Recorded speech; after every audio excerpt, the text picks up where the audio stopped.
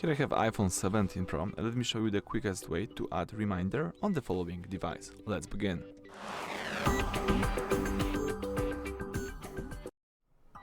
Alright, so in order to have access to add reminders really quickly, you need to use the action button.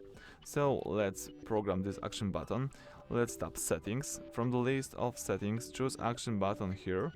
And as you can see now, you can use the action button for silent mode, but you can also swipe here to the left to find the controls. Choose a control, scroll down again,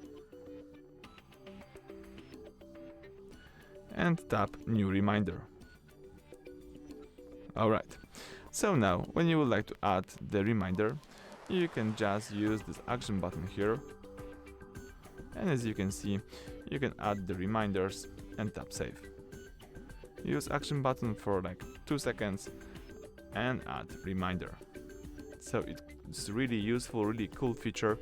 You can also see the information about the reminder right here on this dynamic island. And that's it. Everything went well. Thank you for watching. Please subscribe to our channel, leave thumbs up under the video.